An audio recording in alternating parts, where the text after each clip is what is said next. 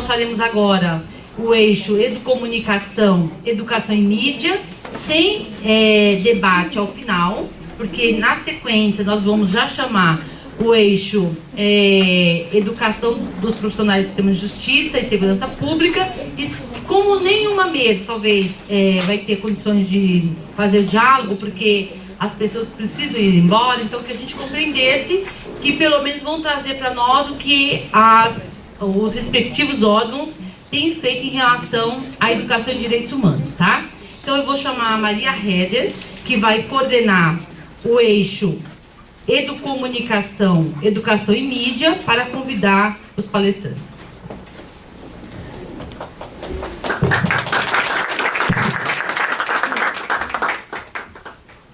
Então é uma alegria coordenar essa mesa. Só ressaltando aqui, antes de chamar os participantes, esse eixo, a palavra educomunicação, é a realização do artigo 12 da Convenção sobre o Direito da Criança, o Direito à Participação e de vários documentos de direitos humanos. Eu fico muito feliz de coordenar essa mesa e ver que a palavra educomunicação também não só traz a comunicação como algo de comunicar a educação em direitos humanos, mas como a realização dos direitos.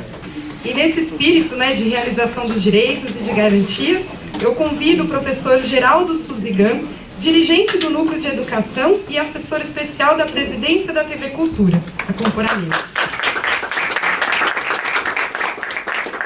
Também convido o professor titular sênior da ECA USP, o professor Ismar de Oliveira Soares, quem ganhou um prêmio de trajetória da inovação essa semana, e fundou em 96 o Núcleo de Comunicação e Educação da USP, hoje coordenado pelo professor Claudemir Viana, que também está aqui com a gente, presidente da ABP Educom, da Associação Brasileira dos Profissionais e Pesquisadores em Educomunicação, e já foi membro também do Conselho de Comunicação do Congresso Nacional. Eu não vou me prolongar porque o tempo está apertado, mas vou fazer uma breve apresentação do eixo, convidando vocês a abrirem na página do nosso plano, a página 59, que é o eixo Educomunicação, Educação e Mídia. Eu só vou brevemente apresentar as diretrizes a vocês. Então, a diretriz 1, nós temos a comunicação deve ser assumida em si mesma como um direito humano fundamental. E aqui seguem os objetivos e as suas respectivas metas. A diretriz 2, a promoção dos direitos humanos por meio da mídia, e aqui só leio o objetivo também, para valorizar ainda mais a participação do professor Geraldo Suzigan, porque justamente esse eixo contempla o sistema público de comunicação.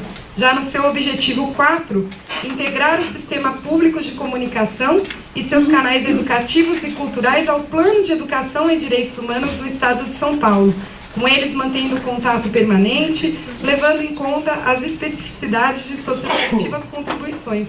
Então a TV Cultura tem muito a acrescentar nesse debate.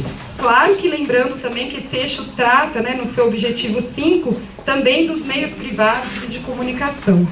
A diretriz 3, inserção nos processos educativos de práticas educomunicativas pelos direitos humanos. O professor Ismar vai trazer todo o contexto, né, do eixo, da palavra educomunicação, mas lembrando que eu também participei, né, na coordenação desse eixo, e o processo de construção foi educomunicativo, foi uma prática educomunicativa, onde crianças, adolescentes, grupos das diversidades construíram essa lógica que rompe a lógica tradicional do entendimento de comunicação. E a diretriz número 4, a qualificação dos profissionais da comunicação e da informação em direitos humanos. E a diretriz de número 5, a criação e implementação de políticas públicas de formação em direitos humanos na perspectiva da relação educação e mídia.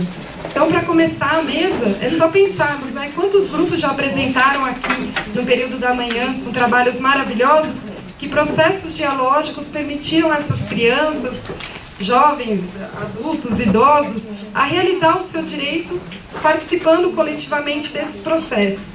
Então, trazer a educomunicação do eixo é inovador e lembrando que essa é uma luta internacional, como que a educação em direitos humanos constitua parte do direito humano à educação também, e a realização do direito humano à participação. Então, começa agora com a gente o professor Geraldo Sussigan.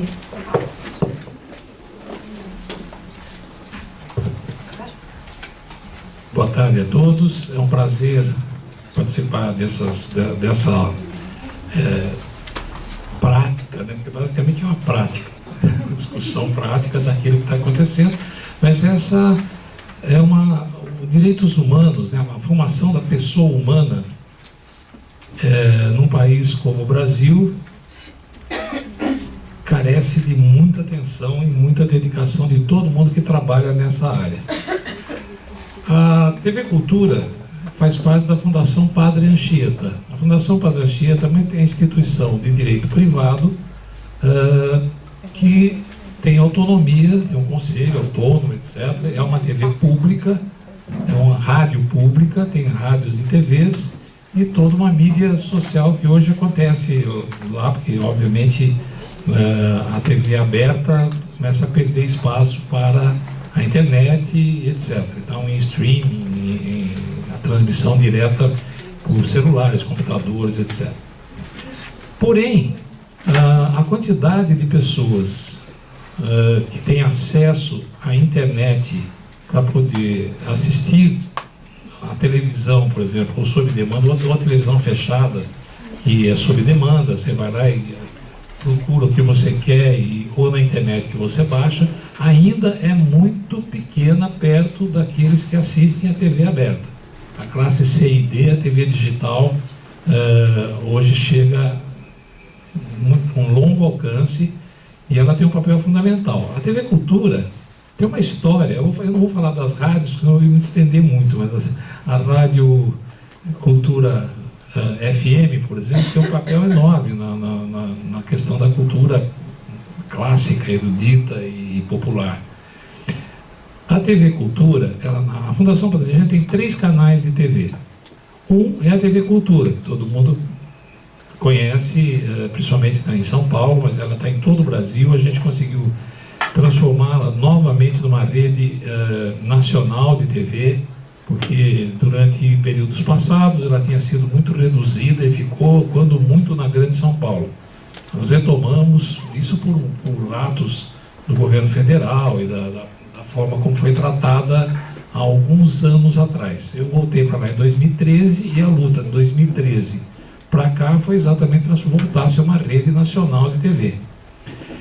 Tem outros 2 canais, um deles é a TV Univesp, Univesp TV, que são cursos à distância que hoje está atingindo perto de 60 mil alunos com cursos de formação à distância, e a TV faz a sua parte na questão da TV aberta. Tem um outro canal de multiprogramação, que é o Multicultura Educação, que está sendo preparado, obviamente, com dinheiro lá não é problema, né? É solução.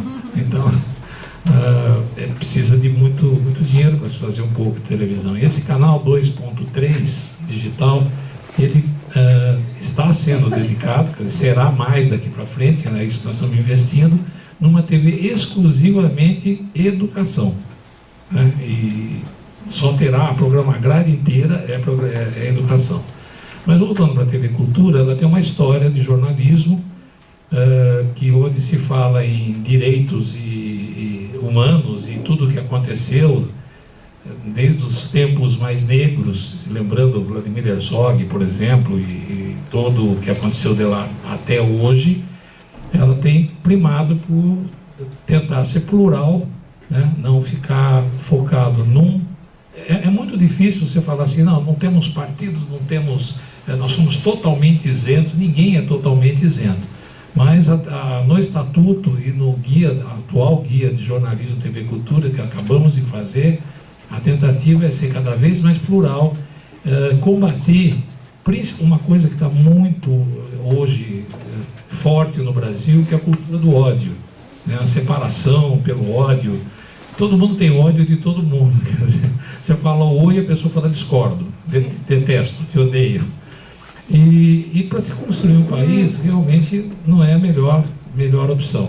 Então, o jornalismo, a gente tem segurado muito lá, porque o jornalismo de TV Cultura é diferente dos outros. É uma mesa de debate, né? Uma mesa sempre de notícia comentada. E às vezes a coisa esquenta, então você precisa segurar um pouco. Então temos programas como Roda Viva, por exemplo, que também ocorre alguns, mas a tentativa é sempre passar uma informação e na construção da cidadania. Esse é o foco da Fundação Padre Anchieta, da pessoa humana. Você pega no Estatuto da Fundação, no artigo 2º, parágrafo 2 ou 3, exatamente essa é a função. Dá até para mim, acho que eu vou ler aqui um pedacinho, só para eu não cometer nenhum deslize estatutário, né? Deixa eu ver se eu consigo aqui. Olha, o parágrafo 2 do artigo 3 diz o seguinte: compreende-se nessa finalidade da Fundação Padre Anchieta a defesa e o aprimoramento integral da pessoa humana, notadamente da criança e do adolescente, e sua formação crítica para o exercício da cidadania. Se encaixa bem nas obrigações a serem feitas. A valorização dos bens constitutivos de nacionalidade brasileira no contexto da compreensão dos valores universais. É um trabalho gigantesco resolver isso. Mas eu não vou me estender muito, e como nós somos televisão, principalmente, é um audiovisual, eu preparei lá, quer dizer, a equipe me ajudou a preparar, porque lá em televisão ninguém faz nada sozinho, né? A não ser entrar pela portaria. É isso aí depois. O resto é equipe, é muita equipe. Equipe. Cada vez menos, por exemplo, na minha equipe, que é o Núcleo de Educação, em 2013 eu tinha 66 funcionários. Fazia educação à distância, formando 65 mil professores, educação continuada no estado de São Paulo e outras coisas mais. A minha equipe hoje tem 2 pessoas. Então, e a gente continua fazendo a mesma coisa. Então, olha lá, né? A produção, etc. É muito complicado uma TV pública no Brasil, né? Tirando o que já aconteceu desde lá de Brasília e todas as críticas à TV pública, enfim, apropriadas, né? E a TV Cultura é o exemplo de TV pública no Brasil e na América Latina. Mas para ser uma BBC, por exemplo, em Londres, a TV pública inglesa, cada cidadão inglês contribui com uma taxa para a TV pública. Então ela é completamente independente, consegue uma verba enorme para produzir coisas maravilhosas. No Japão, a mesma coisa, a NGK tem toda essa... É uma contribuição do cidadão. Eu quero essa televisão que esteja fora dos padrões privados que no momento anterior aqui, em famílias, né, que cuidam, etc. Então a TV Cultura, ela tem um conselho, é autônomo, troca a presidência, a direção executiva a cada 3 anos. É um problema também, que se você consegue 6 anos, por exemplo, sendo eleito, você consegue ter um tempo de colocar coisas em práticas. Aí depois troca e corre o risco todo de, citando Ivan Lins e Victor Martins, começar de novo, né? Bom, eu vou pedir para soltar o vídeo lá, para abaixar um pouquinho a luz, só para que eu não fique triste com a imagem. E depois a gente fala mais um pouquinho, eu vou ter que sair correndo, eu tenho uma reunião com o educador.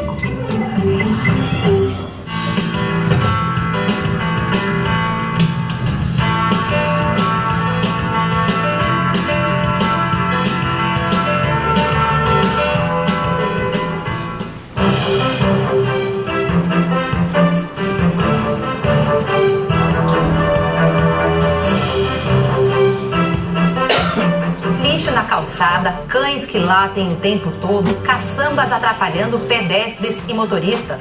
Situações que dificultam a convivência em grandes centros. Se você tiver saúde, conhecimentos, tiver amigos, se você tiver um dinheirinho no bolso e saber por que você acordou cada manhã, esse propósito, você vai envelhecer bem. 84% das pessoas que estão entre os 20% mais pobres no Brasil já não têm os benefícios da CLT, seja porque estão desempregados ou porque estão no mercado informal. Doença não espera. Não importa se é criança, jovem, adulto ou idoso. O tratamento tem que ser rápido.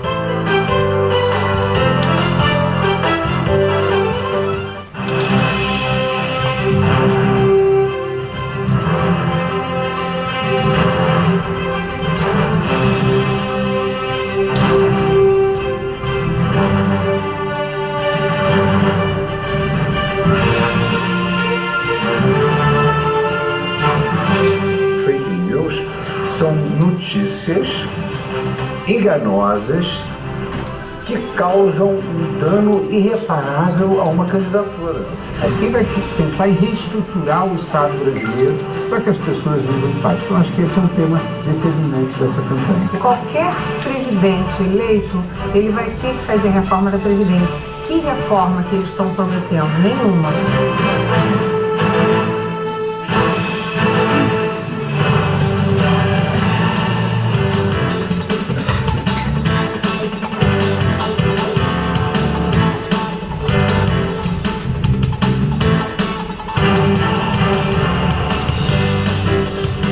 Há 20 anos, a responsabilidade social, gestão pautada pela relação ética e transparente da empresa com os públicos dela e por metas compatíveis com o desenvolvimento sustentável, ainda era desconhecida no país. Livremente renunciamos à liberdade. Com isso, nós perdemos muito, evidentemente, porque perdemos aquilo que nos construiria como pessoas diferentes, autônomas, etc. Qual a importância da bicicleta no meio urbano hoje para a mobilidade social de todos em geral? Tendo a cidade como laboratório, os dados mostram. A saúde está relacionada com o CEP da residência. Quanto mais longe as pessoas moram do trabalho, da escola, maior o risco de desenvolver doenças cardíacas. Alimentação saudável e exercício físico. A combinação perfeita para uma vida mais feliz.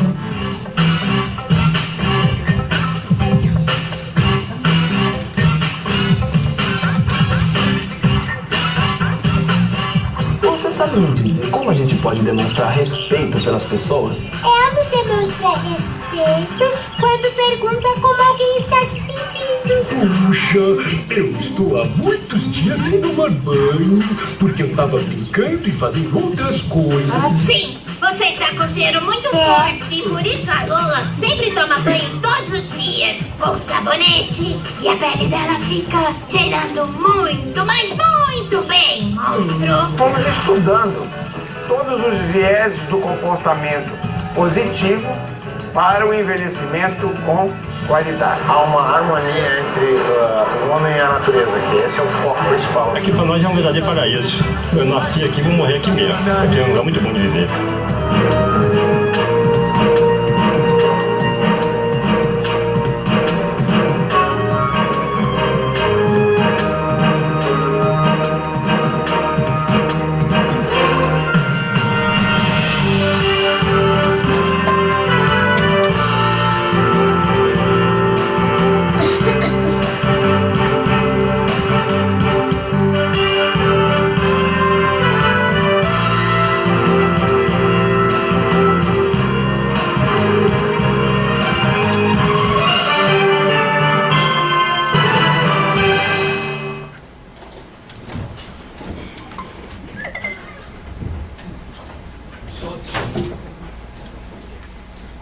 Só para adicionar uma coisa, esse é flashes de linhas de programas que a TV Cultura põe ao ar constantemente, né?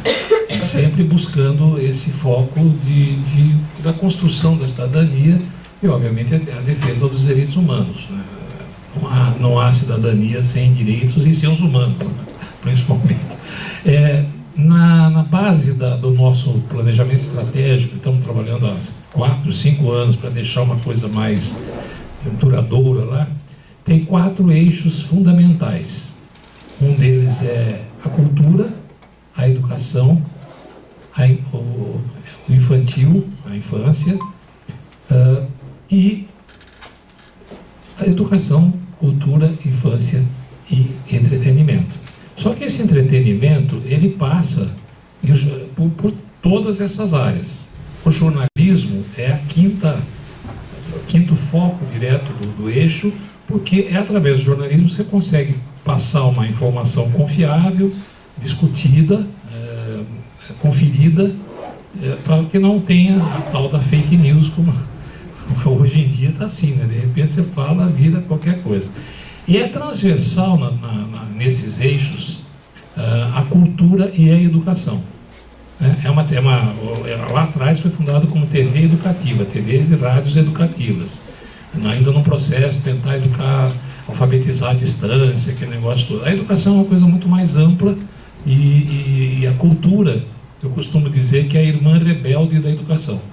Né? Então você aprende, e com aquilo que você aprende e domina, você faz cultura se rebelando contra esses mesmos conhecimentos. A cultura é um produto, brigam comigo com aquela que é um produto. Não, é um produto de uma sociedade educada, seja qual for a educação que se tenha, popular, mais escolar, cultural, etc. Mas a cultura é um produto de um país, é a cara, é a alma, aquilo que dá um pouco para distinguir, porque hoje está muito misturado, de um país. Então a TV Cultura está a serviço, principalmente a TV Cultura está a serviço direto a isso.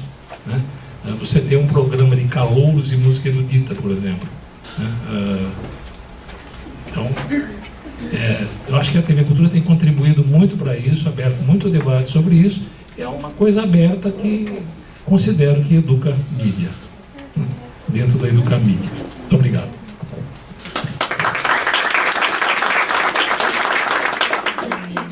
E só ressaltando, né, que a Fundação Padre Anchieta lista aqui, eu destaquei, né, a segunda diretriz, mas vocês também, quando foi tanta discussão, né, no processo do plano, e vocês estão aqui como responsáveis, tanto nessa inserção semanal de temas relativos, nesse diálogo com os outros meios de comunicação. Então, só ressaltando a importância da sua presença aqui, porque está muito claro no plano a meta, a periodicidade e o papel fundamental de vocês nesse diálogo constante para a implementação. Então, é muito importante a sua presença aqui.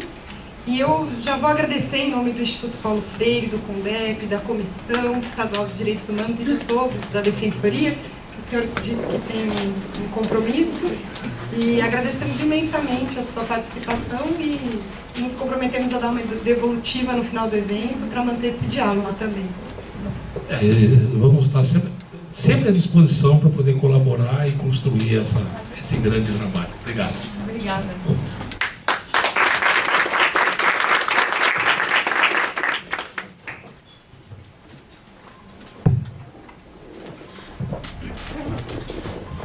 Então, dando continuidade à mesa, agora temos a fala do professor Ismar de Oliveira Soares.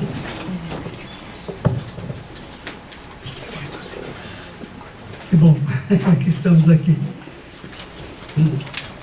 Bom, vocês notaram que há uma diferença de nomenclatura, e talvez até de entendimento, entre o que o Plano Nacional diz para a relação entre educação e mídia, em relação ao que o Plano do Estado afirma, ao incluir o conceito de comunicação regendo, né, comunicação dos pontos, né, a relação entre educação e mídia. Bom, para muitas pessoas isso deve parecer estranho, levando em consideração o fato de que o termo educomunicação ele é praticamente desconhecido. E a difusão do conceito, do debate sobre ele não tem mais do que 20 anos. Mas, de qualquer forma, a prática do comunicativo, ou o que chamamos de comunicação, esteve presente em todas as narrativas aqui sobre a comunicação popular. Bom, a educomunicação é uma herança do movimento popular latino-americano, desenvolvido desde os anos 50, 60, 70, na defesa da cidadania, dos direitos humanos, e do protagonismo das novas gerações e dos diferentes segmentos sociais que não tinham a palavra. No caso, o que aconteceu foi que pesquisas feitas no final dos anos 90, em toda a América Latina, apontou que esse procedimento do movimento popular, na verdade, ele não era um adjetivo da educação popular que era comunicativa, né? Ele não era um adjetivo da comunicação que se dedicaria à educação, mas era um substantivo, isto é, era uma realidade nova. E o conceito de realidade nova está estampado num livro de Braga e Calazans, Luiz Braga, que atualmente é da Unicinos, mas foi da Universidade de Brasília. Ele fez uma pesquisa juntamente com Calazans, que era a esposa dele, sobre a relação comunicação-educação no final dos anos 90 também, e publicou no ano 2000, em que ele dizia: comunicação e educação, questões delicadas na interface. Então, um pesquisador, ele da comunicação e ela da educação, identificaram que quando a comunicação se aproxima da educação e ingressa nesse universo, ou como o contrário acontece, quando a comunicação ingressa no ambiente educativo, as mudanças que são produzidas são de tal ordem que o produto final, muitas vezes, não se sincroniza exatamente com os referenciais dos dois campos originais. Isto é, nós tomamos aqui o conceito de educação na sua perspectiva tradicional, não estamos falando das visões alternativas que Paulo Freire trouxe, mas na visão tradicional que nos vem de Aristóteles, grande autor da teoria da comunicação, que diz que a comunicação é aquilo que ocorre quando alguém diz algo para outro. No caso, então, filósofos produzindo um livro, disseminando um livro, ou uma palestra, alguém falando e outras pessoas ouvindo. Isto é, essa visão autoritária, né, e que transmite a informação de um lado para outro, que foi modificado ao longo do tempo aí com o chamado feedback. Isto é, eu vou ouvir a minha audiência para saber o que ela pensa, para melhorar a minha perspectiva de fala, tendo como grande meta a persuasão. Então, comunicação, numa visão funcionalista, existe para persuadir. E quem cumpre esse papel de uma forma espetacular é a publicidade. Ela chega para, encantando o seu público, persuadir para que esse público adote os seus pensamentos, as suas metas. No caso, a educação popular e a comunicação alternativa fizeram uma mudança quando a palavra foi entregue às audiências, e as audiências começaram a produzir, e a produção foi a serviço de temas que estavam ocultos. A questão dos direitos, por exemplo, da terra, não é? A Mãe Terra, a Pachamama, foi um tema muito discutido no movimento popular e é parte da cultura de muitos povos, como a Bolívia, por exemplo. Não é? E assim vai. A questão das igualdades, a questão da multiculturalidade foi defendida à margem da comunicação, à margem da educação, por longas décadas. E o que nós fizemos na pesquisa que ocorreu na ECA, em 12 países da América Latina? Nós identificamos os referenciais teóricos e metodológicos dessa prática. E utilizamos uma palavra, um neologismo já existente, para designar a leitura crítica da mídia, que aqui era desconhecido. A Unesco usava de vez em quando, algum outro usava, mas era praticamente desconhecido. E ressignificamos essa palavra para indicar esse movimento. Era um movimento que nascia, né, na comunicação popular, na educação popular e alternativas do continente, mas que tinha como grande eixo a transversalidade da comunicação e o trabalho para que a capacidade de fala fosse permitida a todos, facilitando, portanto, um processo educativo em que a hegemonia do processo estaria com os educandos. E toda a filosofia de Paulo Freire esteve por trás da criação desse pensamento, como de outros tantos comunicadores populares, como Mário Kaplun, por exemplo, no nosso continente. Bom, eu trabalhei muito dos anos 70 em diante, até os anos 90, com a leitura crítica da mídia. E percebia que o que eu falava, o que nós falávamos, que os grupos falavam, ficavam sempre com o projeto de A, o projeto de B, o projeto de C, não causando nenhum impacto além dos seminários que aconteciam. Porém, quando o conceito de comunicação foi enunciado, e na sequência, o Núcleo de Comunicação e Educação foi convidado a realizar projetos, e houve uma espécie de convulsão em torno dessa prática, e a educomunicação passa a ser um referencial de prática no Brasil e na América Latina, transformando-se em muitos lugares em política pública através de práticas e através de legislações. Bom, foi isso que nós trouxemos aqui quando nos solicitaram uma colaboração, né, e o convite nos chegou pela Heather, né, certamente foi um conluio aí com o Instituto Paulo Freire, né, e nós então apresentamos a proposta de que o eixo mídia e educação né, fosse exatamente, ou mais propriamente, um eixo de educomunicação. Isto é, vamos envolver a mídia, vamos envolver as pessoas que podem falar e vamos promover essa fala.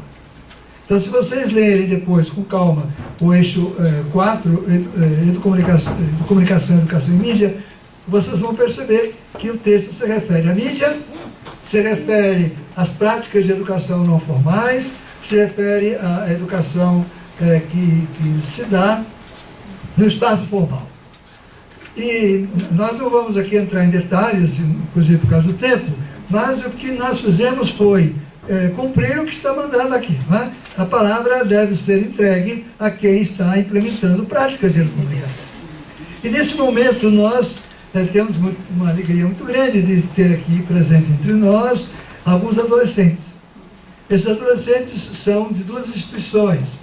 Existe um MF da Prefeitura, da região do Campo Limpo, chamada MF Céu Casablanca, e estão aqui presentes com as camisas que caracterizam a imprensa jovem. Né?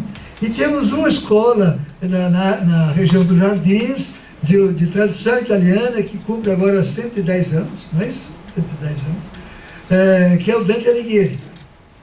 Os dois, cada um com a sua história, se envolveram com práticas educomunicativas. Claro que a escola pública teve uma história específica, que foi aquela em que nós, da Universidade de São Paulo, pudemos dar uma assessoria, que promoveu o projeto Educom.rádio. O grande objetivo não era entrar no currículo, mas era reduzir a violência, ou contribuir para reduzir a violência nas escolas, e isso gerou uma prática que acabou se oficializando, e passaram-se 5 ou 6 administrações, e o projeto continua, e hoje nós temos aí 750 projetos de educomunicação nas escolas públicas de São Paulo. E o que caracteriza esse trabalho, vocês podem perguntar para os meninos, aliás, não pode perguntar, né? Não vai ter debate, mas de qualquer maneira, eu adiantaria que esses meninos e meninas desenvolvem práticas de protagonismo comunicativo. Através do uso de recursos, o rádio entre eles, o vídeo, as mídias sociais, eles trabalham em grupos e discutem questões para serem resolvidas na escola a partir da comunicação. E como isso acontece em muitas escolas, eles trocam informações entre eles. A Prefeitura mantém um núcleo de educomunicadores para continuar a formação. E esses meninos hoje, muitos dos ex-alunos da escola pública hoje estão fazendo comunicação ou se comunicando muito bem na prática em que eles se encontram. O Dante Alighieri tem a sua história, 2 jovens, né, é o que me contaram, disseram lá, nós queremos também fazer comunicação, pediram para criar uma emissora de rádio dentro da escola, foi criada. Atualmente eles têm um estúdio de rádio, eles têm um estúdio móvel de televisão, e eles vinham discutindo práticas educomunicativas. Em alguns momentos, alguns professores, a professora Verônica que está aqui, né, a Lucilene é a professora que acompanha os alunos, não é isso? O Leandro também, e a professora Verônica, o Dante Alighieri. E participaram de muitos debates, muitas atividades, e finalmente se uniram. Então nós temos aí uma escola pública e uma escola privada, em regiões da cidade distantes, mas que tem um projeto comum, que é a prática comunicativa na perspectiva dos direitos humanos. Então eu vou convidá-los, né, convidar os meninos para que venham aqui, fazer o cenário com a gente, né, e eles vão, quando me disseram que o tempo era curto, né, então eles prepararam também uma apresentação para atenderem às exigências do tempo. E aí, quem sabe com isso vocês possam ter uma ideia mais abrangente dessa prática.